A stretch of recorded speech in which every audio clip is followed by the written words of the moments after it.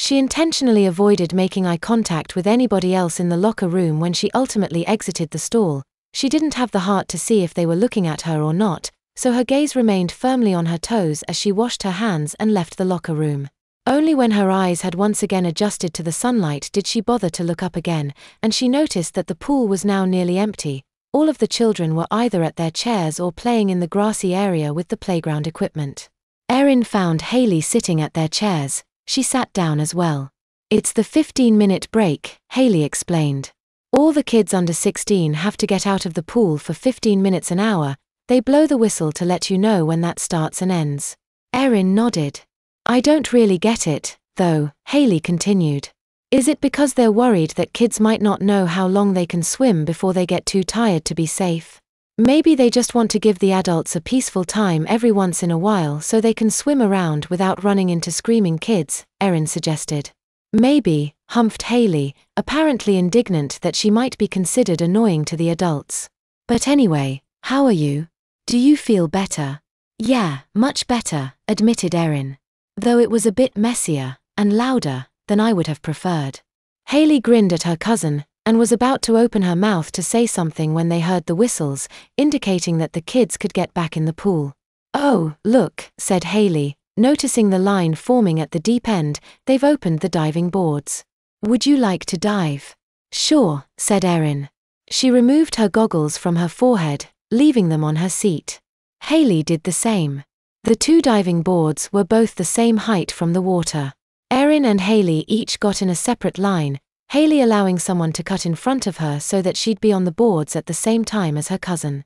The strategy worked. Both girls ended up standing at the top of their respective ladder at the same time, and with a nod to each other, propelled themselves down their boards to make one combined splash. They continued this strategy for the remainder of the 45-minute swimming period. Luckily, the lines for the diving boards weren't very long compared to the speed at which they were moving, so the pair had gotten quite a large number of synchronized dives in before they heard the whistle sound again. Leaving the dissolving lines, they headed back to their seats, both drying themselves off briefly with their towels before laying the towels back on the chair and taking a seat. "We've got a bit over an hour left," noted Erin, glancing at a clock hanging on the wall near the snack bar. Hayley instinctively looked down at her wrist and quickly remembered she wasn't wearing her watch. She followed Erin's gaze and eventually found the clock that Erin had been monitoring. "Yeah, we'll have one more session of swimming, and then we'll need to go wait out front for my mom to pick us up," she said. "Anyway, did you want to get a snack?" "If you're going to," said Erin. "If you're not, I'll be fine without one. Let's get some ice cream sandwiches, okay?" Erin nodded. She was somewhat glad Hayley had decided that they should get snacks. She did want ice cream, but it would have been rude to ask for it herself. They dug some change out of the bottom of the swimming bag and approached the counter. Upon returning to their seats, ice cream sandwiches in hand, Hayley spoke up. "I am not looking forward to waking up early tomorrow." "Yeah," admitted Erin. "Me neither. What time do we have to actually leave?" "You said we're walking to school, right?" "Yeah, we're walking. It's only about 20 minutes away. Last year, my mom would drive me if I asked her, but I usually only asked if the weather was really bad or something.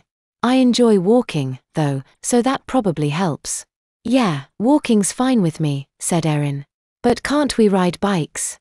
"There's not really anywhere good to leave the bikes when we get to the school," explained Hayley. "You'd think they'd have a bike rack or something. But then again, most of the students just ride the bus anyway. Anyway, school starts at 8, and it's about a 20-minute walk, but I found last year that it's best to leave at 7:30, to give us some safety. So that means, if we both take showers, we'll have to get up sometime around 6. Probably. We'll see after a few days how long it actually takes us, but you really are pretty quick in the shower." "I just don't like to waste time," admitted Erin. "Still, waking up at 6 won't be fun, not after what we're used to for the summer. We'll have to make sure to go to bed pretty early tonight." Hayley began to lick off her fingers to remove the residue from the ice cream sandwich's chocolate wafers. Their conversation dwindled, but it seemed luck was on their side. The 15-minute break ended just as they were beginning to get bored. The diving boards were no longer open, meaning that the deep end of the pool was available for swimming, and Hayley fully intended to take advantage of this. She grabbed the diving sticks from the bag, donned her goggles, and watched as Erin fitted her goggles as well. The girls seemed to be equally agile at underwater swimming. Neither of them had any difficulty retrieving the sticks the other dropped. Hayley was impressed at Erin's ability to hold her breath, though her cousin could easily pick up nearly twice as many sticks on a given dive as she could. Time flew by as the girls continued to take turns diving for the weighted plastic rods. Both of them seemed shocked when it was yet again time to get out of the pool. The feeling was especially bitter as they knew that they wouldn't be going back into the pool. Mrs.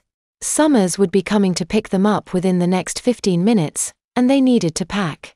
There really wasn't much to pack, though. The goggles and diving sticks went straight into the bag, and each girl dried herself quickly.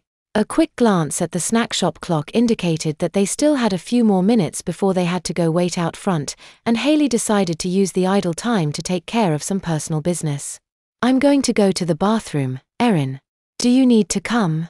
Erin honestly did not need to go. It had only been about 2 hours since she'd last used the toilet, and while it would generally be a good idea to try to go anyway, she really didn't want to enter that dungeon-like restroom again. "I'll be fine. I'll just wait out here." Hayley shrugged and sat her towel back down on the chair.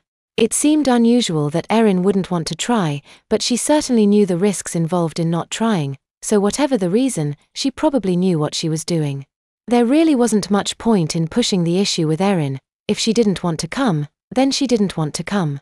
She realized that it probably would have been prudent to visit the toilet earlier. While she wasn't in danger of wetting herself, the pressure was certainly uncomfortable. Although all 3 toilet stalls were occupied when she reached them, there was no line, so she was able to claim the first stall that opened. The stall felt a bit claustrophobic. The dim room combined with the dark brown they decided to paint the stall walls and doors certainly contributed. Hayley wondered why they'd painted it so dark. Maybe it was to cut down on graffiti, but she could still see a very naughty poem written in marker on the back of the door. She began to remove her swimsuit, when she paused. The swimsuit was already wet, and she certainly wouldn't mind a little accident, especially since nobody could find out. To the other people in the bathroom, it would simply sound like she was peeing in the toilet. Of course, that was exactly what she would be doing. She'd just neglect to get her swimsuit out of the way first. Hayley pulled the shoulders of the swimsuit back into place and sat down on the toilet. She began to relax and was just about to release her urine when she suddenly clenched back up. Erin. Erin hadn't wanted her to have an accident in the swimsuit earlier today. As Hayley had guessed, it seemed like she must have had such an accident herself at some point, and something bad happened because of it. She probably shouldn't do this, but she really wanted to have this accident. Just as with her wetting earlier today, and a number of other recent times she'd donned a diaper, Hayley felt an immense desire to have an accident, much stronger than her current physical need to urinate could account for. The combination of the naughty deed she was so close to committing and the knowledge that there was absolutely zero chance that she would be caught overwhelmed her. Erin wouldn't know. She didn't think she could lie to Erin, but if Erin never asked, then she wasn't exactly lying, was she?